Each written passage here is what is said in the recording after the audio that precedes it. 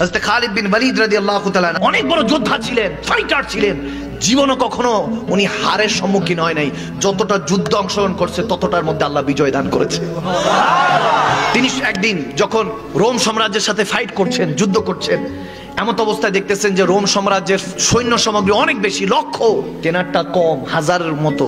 সবাই বলতেছে খালিদ বিন ওয়ালিদ আজকে তো মনে হয় পরাজয় বরণ করব।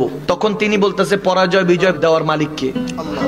বাদ দিয়ে উনি খালি টুপি খুঁজতেছে, আমার টুপিটা কই, টুপিটা কই। একজন বলতেছে হযরত আমার টুপি নেন। বলে না তোমার টুপি না, আমার টুপিটা কই। বলে টুপির জন্য যুদ্ধ আপনি থামিয়ে রেখেছেন, এদিকে কাফের সংখ্যা বেশি। দেখেন আমার নবীর প্রেমটা দেখেন, এই নবীর প্রেমটা, উষ্ণতা, এই ভালোবাসার আগুনটা যদি কসম করে বলতেছি হৃদয়ের মধ্যে জ্বালাতে পারেন, আমার নবীর ভালোবাসার কারণে আপনার জীবনটা আসান করে দিবে কে? যখন খালিদ বিন ওয়ালিদ টুপি খুঁজতেছে, বলে আমার টুপি নেন। বলে না তোমার টুপি তো রহস্য না, রহস্য আমার টুপির মধ্যে। যখন এরকম খুঁজতেছে হাদিসের মধ্যে এরকম এসেছে আবু উবাইদা বিন জাররা রাদিয়াল্লাহু তাআলা মদিনার মধ্যে ছিলেন, ওদিকে খালিদ বিন ওয়ালিদ অনেক দূরে যুদ্ধ চলতেছে।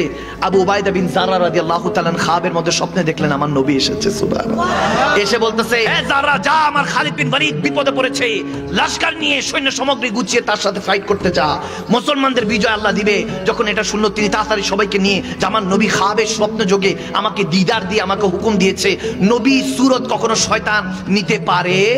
পৃথিবীর সমস্ত সুরত শয়তান নকল করতে পারে, কিন্তু দয়াল নবী রাহমাতুল্লিল আলামিনের সুরত আমার আল্লাহ এই ক্ষমতাই শয়তানকে দেয় নাই। এজন্য নবী যদি দেখতে চান তাহলে ঈমানকে তাজা করতে হবে, ঈমানের তলোয়ার ধার দিতে হবে। মনে রাখবেন দুনিয়ার সমস্ত তলোয়ারের ধার একদিকে হয়, কিন্তু ঈমানের তলোয়ারের ধার দুই দিকে হয়। কাটতে কাটতে পরিবার পরিজন দুনিয়াদারি সব কাটতে কাটতে আপনাকে নবীর কদমে পৌঁছাইতে হবে। যখন উবাইদা বিন জাররা তিনি তখন আমার নবীর হুকুমে লশকর নিয়ে যখন যাচ্ছেন, দেখেন তেনার সৈন্য সামগ্রীর সামনে হালকা পাতলা করে কি জানি একজন ঘোড়া নিয়ে দৌড়ায় যাচ্ছে। তিনি ইশারা দিলেন থামছে না। তিনি তখন তেনার লশকর নিয়ে তেনার সমস্ত সৈন্যবাহিনী নিয়ে সামনে গিয়ে তিনি দাঁড়ালেন। দাঁড়িয়ে বলতেছেন কে? দেখতেছে যে ওই ঘোড়ার মধ্যে একজন খাতুন, একটা মা বসা। খাতুন পর্দা নিশিন ছিলেন। বলতেছে কে গো মা আপনি? বলে আমি হলাম খালিদ বিন ওয়ালিদের স্ত্রী। বলে তেনার স্ত্রী, তেনার ওয়াইফ। বলে মা গো আপনি কোথায় যাচ্ছেন?